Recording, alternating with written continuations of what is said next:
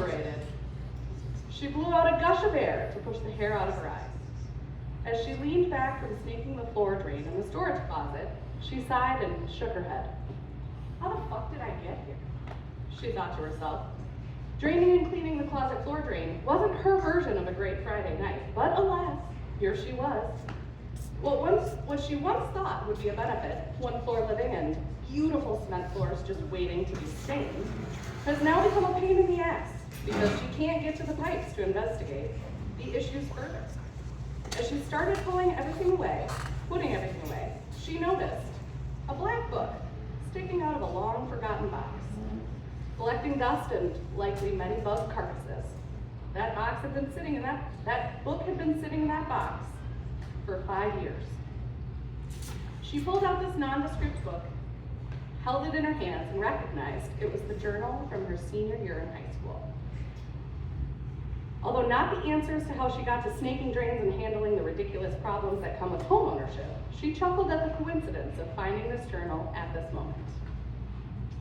Wow, these pages have started to turn yellow. How old am I? She thought to herself as she flipped through the aging pages, and memories drifted through her mind of a distant past. Setting it in her office, she went about thinking her life would go on as normal, but as the days passed, the journal started to tug at her mind, as if a hum of energy coming from where she left it underneath her stacks of paperwork for taxes and all those receipts.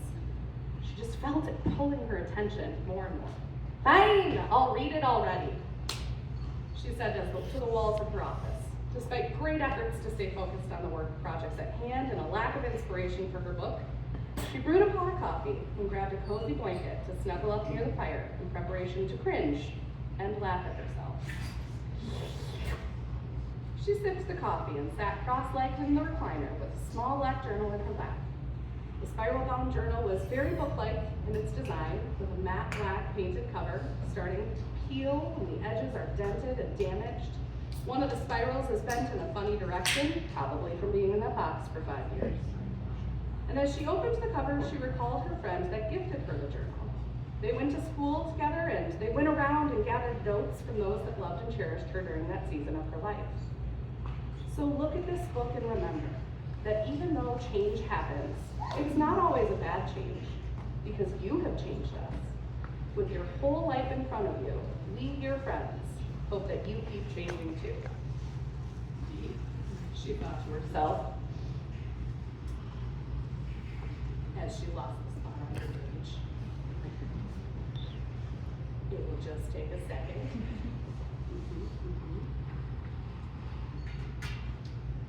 Quotes and letters from notes from friends throughout the years tattered the first 15 to 20 pages. She even went so far as to print out her Zanga posts and add them to the journal.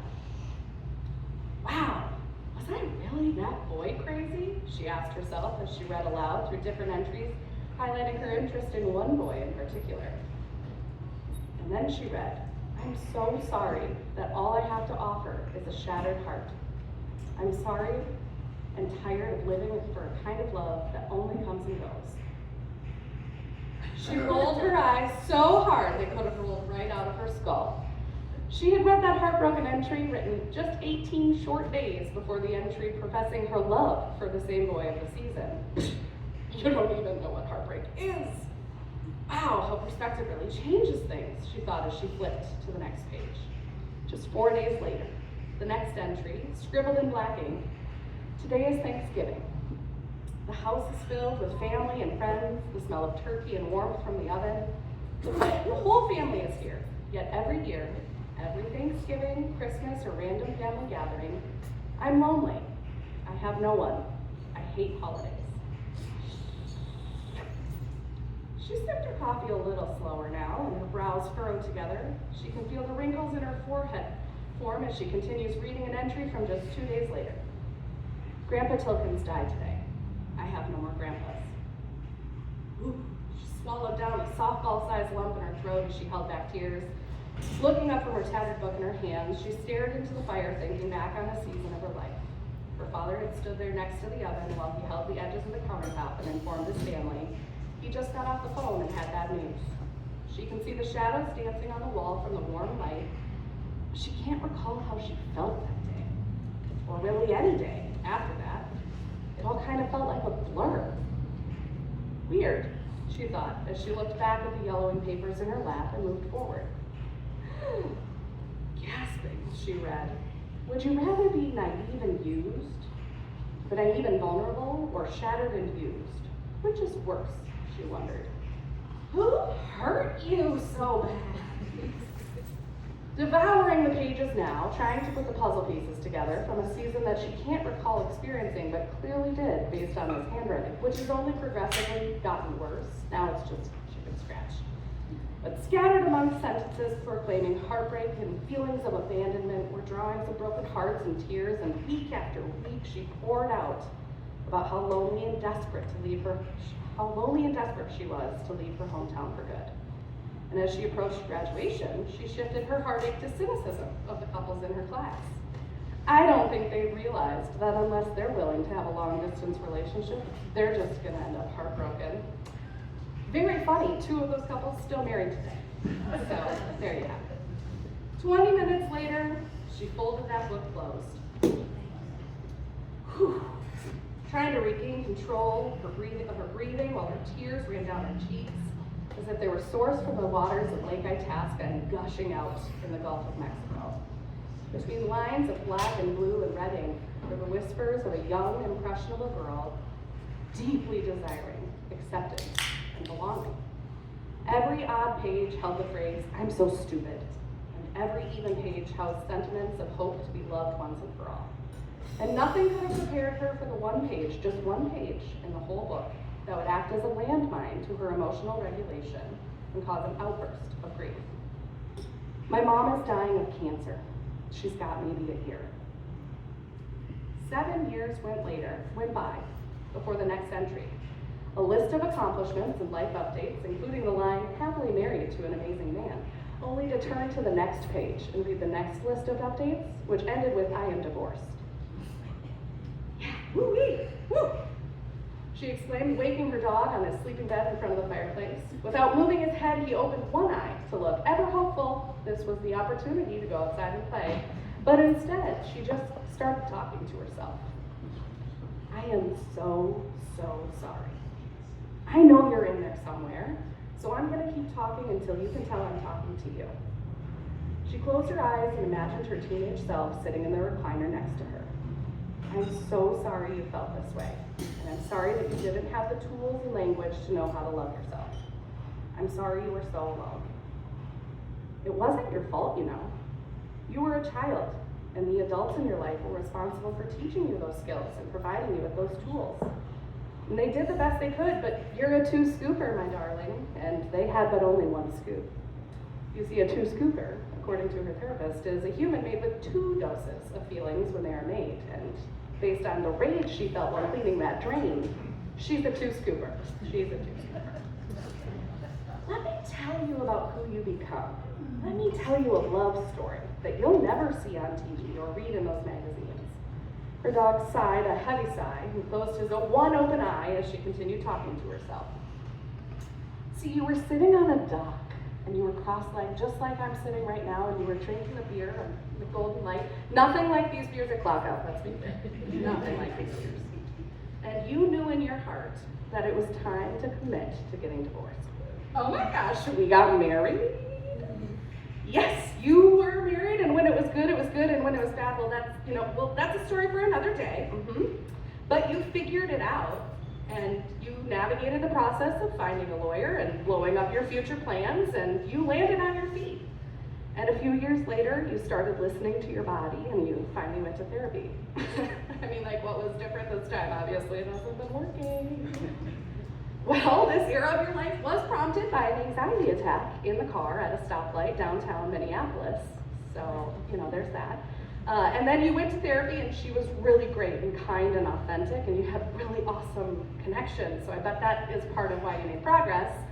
And you had really tried everything else within reason, and nothing else worked. So in therapy, you were given a new perspective to look at your life, and it gave you new tools and a language to really help you heal your wounds. We heal? We really heal? You see, my darling teenage me, I look back and I feel so disconnected from you because of how much growth there has been since we last met on these yellow pages of a tattered up journal. You learned how to discern from your anxious brain and your guarded gut, and you navigated the ending of friendships, whether you chose to end them or not. You built a whole new life for yourself after divorce, one that was aligned with your values and the one you wanted, not the one you were told that you should live.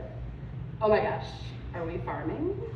Yes, we are actually. Your childhood dreams of being a farmer are in the works, and hell, look at me now, snaking drains and taking names. I mean, aren't you scared though? Like, aren't you scared it's just all gonna fall apart? Like, aren't you lonely? It will fall apart. That's absolutely true. And that's the beauty of the life that we're living. We can recreate the world we want every day. We get to decide. And we're not lonely anymore. We're building a community of neighbors and friends and people that we call chosen family. But most importantly, I love myself. Ew. What does that even mean? It means I show up for myself, like everywhere. Like even when I really don't want to shower because it takes so long to dry my hair. Oh my God, but really, it does take so long to dry our hair, am I right? Yes, it does. But now we have an undercut. We shaved off half our hair because summer is just way too hot, and this just feels more like who we are. That's another part of it. I'm a little different than the status quo, and I allow myself to be different. And I allow myself to eat ice cream for breakfast, although it's incredibly rare, and I crave salad on a more frequent occasion than I ever would have expected. And I thoroughly enjoy mushrooms on my pizza, and I embrace being extra. And I tell people, just like guacamole costs extra at Chipotle, so do I. And I am worth it. So I chase opportunities to fail, and I allow myself to make mistakes. Whoa! Don't you think they're gonna know we're abroad? Did you not read the entry from April in 2007? Yep, I did read that. And I'm really, really sorry that you believed that you couldn't make mistakes or learn. And I'm sorry you lived with so much pressure on your shoulders at such a young age. But now I don't abandon myself, even when I'm uncomfortable. I listen to what I need, and then I go and I get it. And I talk to myself with compassion and find a way to remind myself that we're all making it up as we go. And now I wake up and I see each sunrise and sunset, and I really like watching the way the clouds roll along the horizon, even on a cloudy day. I mean, yeah, that kind of sounds nice. I know it feels really scary to move on because, as you so frequently documented, you feel very, very alone. I love being alone.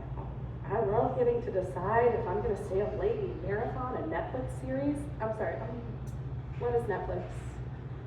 Yeah, we got a lot to catch up on, and I will tell you everything that you need to know. But first, I really need you to realize and release that tension in your shoulders and unfurl yourself from that fetal position you're seated in. And you got to stretch those muscles out a little bit and do a little dance and smile because you deserve that.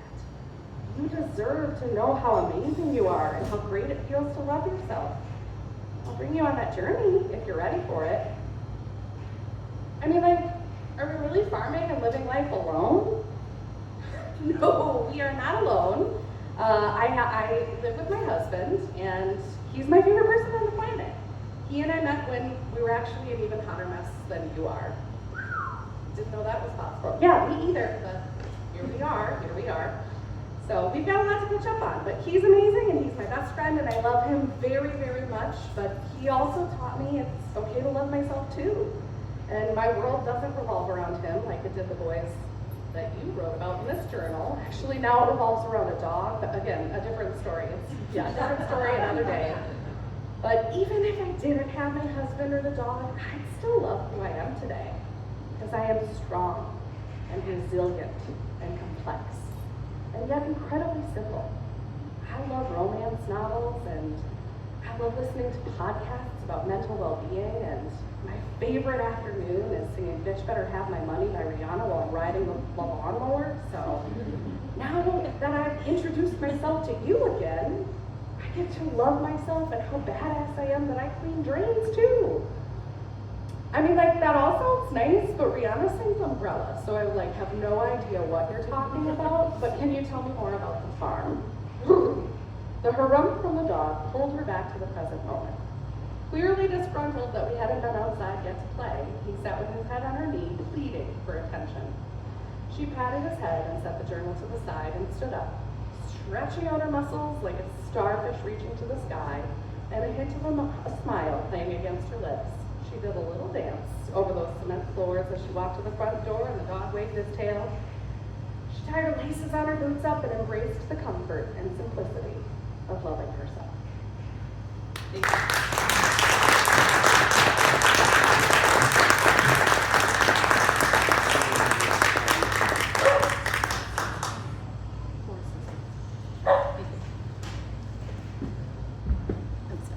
I'm stuck. Adrienne Reimers. And you can read more of her work at her Substack account, Forest Whispers. Literally.